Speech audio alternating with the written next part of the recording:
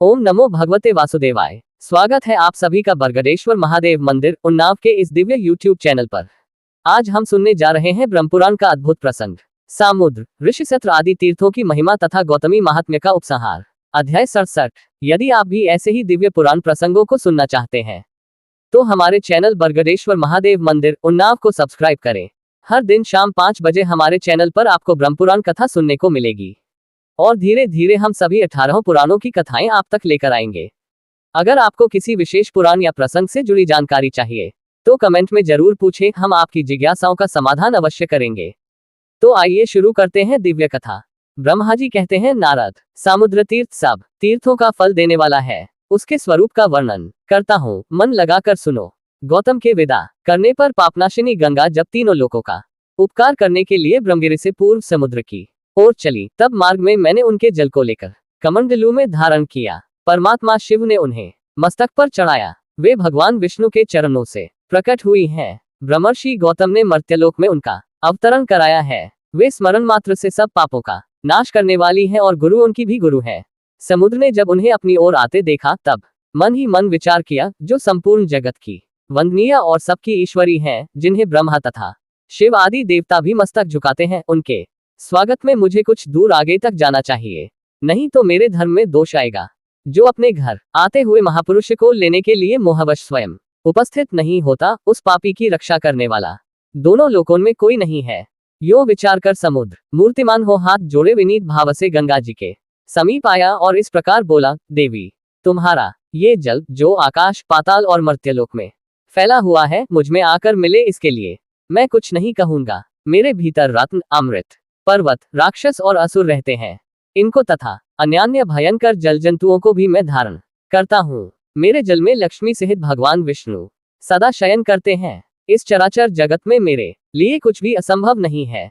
मैं तुम्हारे स्वागत में यहाँ तक आया हूँ। जो अपने से बड़े के आने पर अहंकारवश आगे बढ़कर उसका स्वागत नहीं करता, वह धर्म आदि से भ्रष्ट होकर नरक में पड़ता है। भगवती गंगा, तुमसे एक प्रार्थना करता है, तुम 7 धाराओं में आकर मुझसे मिलो। यदि एक ही धारा के रूप में आकर मिलोगी तो मैं तुम्हारे दुसह वेग को धारण न कर सकूंगा।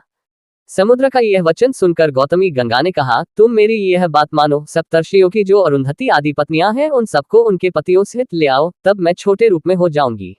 बहुत अच्छा कहकर समुद्र सप्तर्षियों और उनकी पत्नियों को ले आया। तब गोदावरी देवी 7 धाराओं में विभक्त हो गई और उसी रूप में उनका समुद्र से संगम हुआ।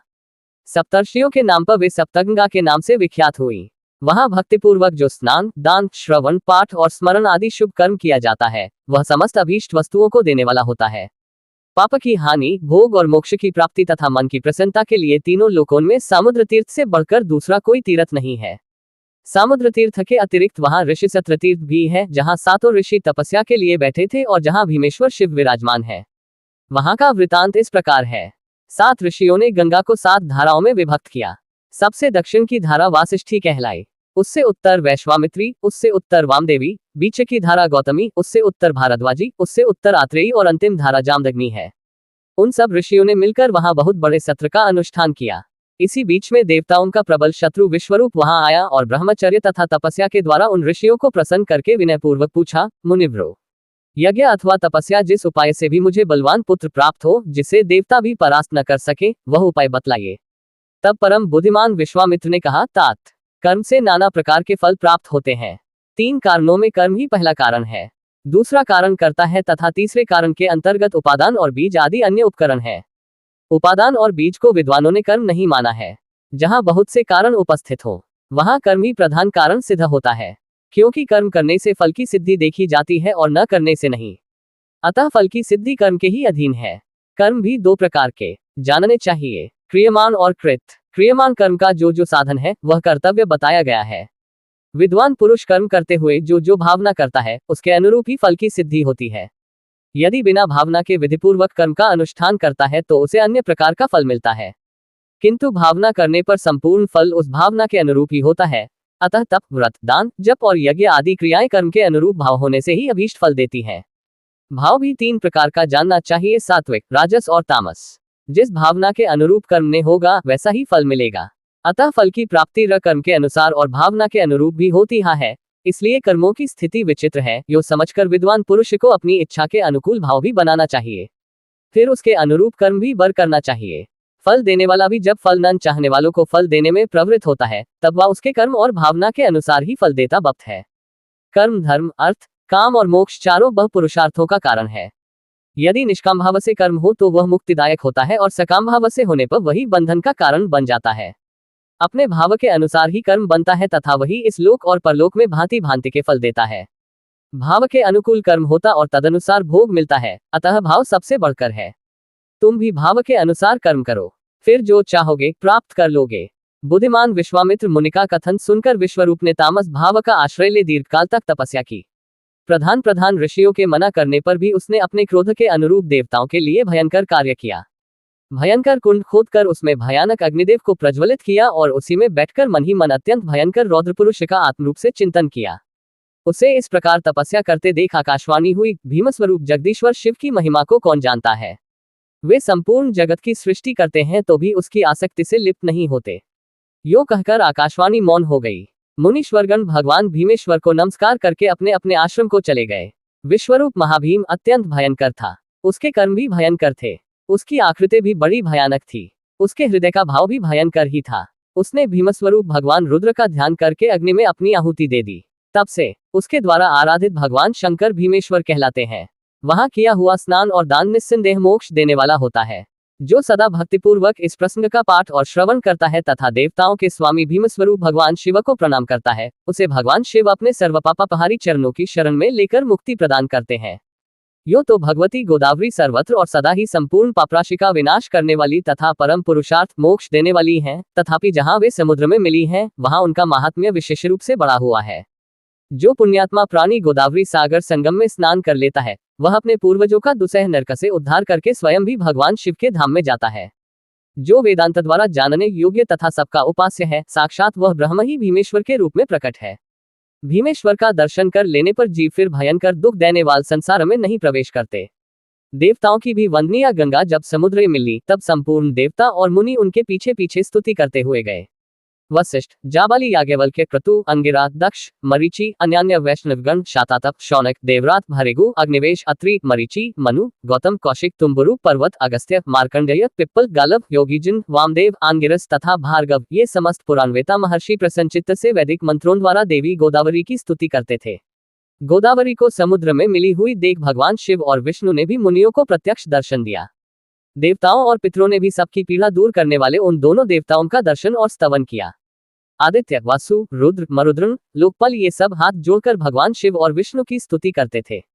समुद्र और गंगा के सातों प्रसिद्ध संगमों पर सदा भगवान शिव और विष्णु स्थित रहते हैं। वहां महादेव जी गौतमेश्वर के नाम से विख्यात हैं। लक्ष्मी सहित भगवान विष्णु भी वहां नित्य निवास करते हैं। मैंने जो वहां शिव की स्थापना की है, वह शिवलिंग ब्रह्मेश्वर के नाम से प्रसिद्ध है। देवताओं सहित मैंने अपने लिए कारण उपस्थित होने पर संपूर्ण लोकों के उपकार के लिए भगवान विष्णु का भी स्तवन किया था।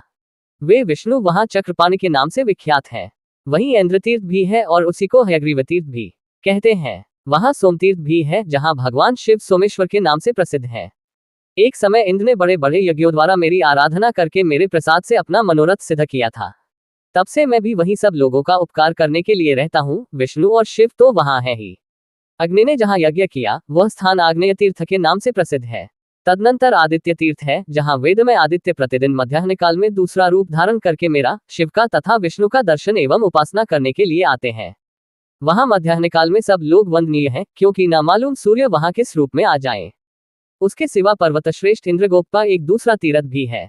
वहां किसी कारणवश गिरिराज हिमालय ने महान शिवलिंग की स्थापना की थी, अतः उसे अद्रितीर्थ कहते हैं। वहां किया हुआ स्नान और है। इस प्रकार गौतमी गंगा ब्रह्मगिरि से निकलकर दान संपूर्ण अभीष्ट वस्तुओं को देने वाला तथा शुभ जहां समुद्र में मिली है, वहां के कुछ तीर्थों का मैंने संक्षेप से वर्णन किया है। गौतमी गंगा वेद और प्राणों में भी प्रसिद्ध है। ऋषियों द्वारा भी उनकी बड़ी ख्याति हुई है। संपूर्ण विश्व ने उनके चरणों में मस्तक झुकाया है। उनका प्रभाव अत्यंत महान है। नारद, किसमें इतनी शक्ति है जो गोदावरी की महिमा का पूरा पूरा वर्णन कर सके। जो भक्तिपूर्वक उनके गुणगान में प्रवृत्त हो यथाकथनचित उनकी महिमा का दिग्दर्शन कराता है, उसके ऐसा करने में निसंदेह कोई अपराध नहीं है। इसलिए मैंने भी लोक कल्याण के उद्देश्य से अत्यंत प्रयास करके गंगा के महात्म्य को संक्षेप से सूचित किया है। कौन गोदावरी के प्रत्येक तीर्थ का प्रभाव बता सकता है? कहीं किसी स्थान पर किसी विशेष समय में कोई उत्तम तीर्थ प्रकट होते हैं, परंतु गौतमी में सर्वत्र और सदा ही तीर्थों का वास है। वे मनुष्यों के लिए सब जगह और सब समय पवित्र हैं। उनके गुणों का वर्णन कौन कर सकता है? उनके लिए तो केवल नमस्कार करना ही उचित जान पड़ता है। नारद जी ने कहा, सुरेश्वर, आप गंगा को तीनों देवताओं से संबंध रखने वाली बताते हैं। ब्रह्मर्षि गौतम द्वारा लाई हुई लोक पावनी गंगा परम पवित्र और कल्याणमयी है। उनके आदि, मध्य और अंत में दोनों तटों पर भगवान विष्णु, शिव तथा आप व्याप्त हैं। उनकी महिमा सुनने से मुझे तृप्ति पांच नहीं होती। आप पुनः संक्षेप से उनका महत्व बतलाइए। ब्रह्मा जी बोले, बेटा, गंगा पहले मेरे कमंडलू में न थी, फिर भगवान के चरणों से प्रकट हुई। उसके ने बाद महादेव जी के जटाजूट में निवास करने लगी। महर्षि गौतम ने अपने ब्रह्मतेज के प्रभाव से यत्न पूर्वक न भगवान शिव की आराधना की, जिससे ये ब्रह्मगिरि पर आई और वहां से चलकर पूर्व समुद्र में जा मिली। का भगवती गोदावरी सर्वतीर्थमय है। वह मनुष्यों को द मनोवांछित फल देती है। उनका प्रभाव सबसे नहीं बढ़कर है। मैं तीनों लोकों में कोई भी तीर्थ के गोदावरी से बड़ा नहीं मानता। उन्हीं के प्रभाव से तब मन की सारी अभिलाषा पूर्ण होती है। आज भी उनकी महिमा का यथावत वर्णन कोई नहीं कर सकता। सब लोग भक्ति से सदा उनकी वंदना करते हैं। वे वस्तुतः साक्षात ब्रह्म हैं। नारद, मुझे तो यही सबसे बढ़कर आश्चर्य की बात जान पड़ती है कि मेरी वाणी में गंगा के गुणों का वर्णन सुनकर भी तीनों लोकों में रहने वाले सब प्राणियों की बुद्धि उन्हीं की ओर क्यों नहीं लग जाती। नारद जी ने कहा, भगवान, आप धर्म, अर्थ, काम तथा मोक्ष के ज्ञाता और उपदेशक हैं। आपके वचनों में रहस्यों से छंद, वेद, पुराण, स्मृति और धर्मशास्त्र आदि समस्त वाड्मय प्रतिष्ठित है। अतः आप बताइए, तीर्थ, दान, यज्ञ, तप, देव पूजन, मंत्र जप और सेवा में सबसे श्रेष्ठ क्या है? भगवान, आप जैसा कहेंगे वैसा ही होगा। उसके विपरीत कोई बात नहीं हो सकती। अतः मेरे इस संशय का निवारण कीजिए। ब्रह्मा जी बोले, नारद, सुनो, मैं रहस्यमय उत्तम धर्म का वर्णन करता हूँ। 4 प्रकार के तीर्थ हैं, 4 ही युग हैं, 3 गुण, 3 पुरुष और 3 ही सनातन देवता हैं। स्मृतियों सहित वेद 4 बताए गए हैं। पुरुषार्थ भी 4 ही हैं और वाणी के भी 4 ही भेद हैं। ये सब समान है। धर्म सर्वत्र एक ही है, क्योंकि वह सनातन है। साध्य और साधन के भेद से उसके अनेक रूप माने गए हैं। धर्म के 2 आश्रय हैं, देश और काल।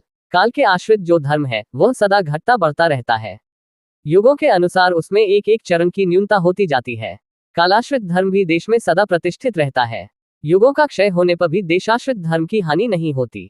जो धर्म दोनों आश्रयों से हीन है उसका अभाव हो जाता है। अतः देश के आश्रित रहने वाला धर्म अपने चारों चरणों के साथ प्रतिष्ठित होता है। देशाश्रित धर्म भिन्न भिन्न देशों में तीर्थ रूप से स्थित रहता है। सत्ययुग में धर्म देश और काल दोनों के आश्रित होता है। त्रेता में उसके 1 चरण की, द्वापर में 2 चरणों की और कलियुग में उसके 3 चरणों की हानि होती है। द्वापर और कलि में क्रमशः आधे और चौथाई रूप में शेष रहकर धर्म चालू रहता है। कलि में उसकी संकटमय स्थिति होती है। जो इस प्रकार धर्म को जानता है उसके धर्म की हानि नहीं होती। जो घर से तीर्थयात्रा के लिए निकलना चाहता है उसके सामने अनेक प्रकार के विघ्न आते हैं, परंतु जो उन विघ्नों के मस्तक पर पैर रखकर गंगा जी के पास नहीं पहुंचता उसने अपने जीवन में क्या फल पाया? गौतमी के प्रभाव का कौन वर्णन कर सकता है? साक्षात सदाशिव भी उसके वर्णन में असमर्थ है। मैंने संक्षेप से इतिहास सहित गंगा के महात्म्य का प्रतिपादन किया है। चराचर जगत में धर्म, अर्थ, काम और मोक्ष का जो भी साधन है वह सब इस विस्तृत इतिहास में मौजूद है। इसमें वेदोक्त श्रुतियों का संपूर्ण रहस्य बताया गया है। जगत के कल्याण के लिए जो उत्तम साधन, जो उत्तम नाम वाला प्राचीन तीर्थ देखा गया है उसी का वर्णन किया गया है। जो इस महात्म्य का एक श्लोक अथवा एक पद भी भक्ति पूर्वक पढ़ता और सुनता है अथवा गंगा गंगा यूं उच्चारण करता है वह पुण्य का भागी होता है। गंगा का यह उत्तम महात्म्य कलि के कलंक का विनाश करने वाला, सब प्रकार की सिद्धि और मंगल देने वाला है। संसार में ये समादर के योग्य है। इसके पढ़ने और सुनने से मनोवांछित फल की प्राप्ति होती है। जो 100 योजन दर से भी गंगा गंगा का उच्चारण करता है वह सब पापों से मुक्त होता और भगवान विष्णु के धाम में जाता है। तीनों लोकों में 3.5 करोड़ तीर्थ हैं। वे सभी बृहस्पति के सिंह राशि में स्थित होने पर गौतमी गंगा में स्नान करने के लिए आते हैं। बेटा, ये गौतमी मेरी आज्ञा से सदा सब मनुष्यों को स्नान करने पर मोक्ष प्रदान करेगी। 1000 अश्वमेध और 100 वाजपेय यज्ञ करने पर जो फल मिलता है वह इस महात्म्य के श्रवण मात्र से प्राप्त हो जाता है। नारद, जिसके घर में यह मेरा कहा हुआ पुराण मौजूद है उसे कलिकाल का कोई भय नहीं है। यह उत्तम पुराण जिस किसी मनुष्य के सामने कहने योग्य नहीं है। श्रद्धालु, शांत एवं वैष्णव महात्मा के सामने ही इसका कीर्तन करना चाहिए। ये भोग और मोक्ष देने वाला तथा पापों का नाश करने वाला है। इसके श्रवण मात्र से मनुष्य कृतकृत्य हो जाता है। जो अपने हाथ से लिखकर यह पुस्तक ब्राह्मणों को देता है वह सब पापों से मुक्त होकर फिर कभी गर्भ में नहीं आता। यदि आपको हमारे वीडियो ज्ञानवर्धक लगे तो लाइक, शेयर और सब्सक्राइब करना न भूलें, ताकि अधिक से अधिक लोग पुराणों की इस अमृतधारा से जुड़ सकें। अगर ये जानकारी पसंद आए हो तो हमारे चैनल बरगदेश्वर महादेव मंदिर उन्नाव को लाइक, शेयर और सब्सक्राइब करना न भूलें। फिर मिलेंगे नई जानकारी के साथ।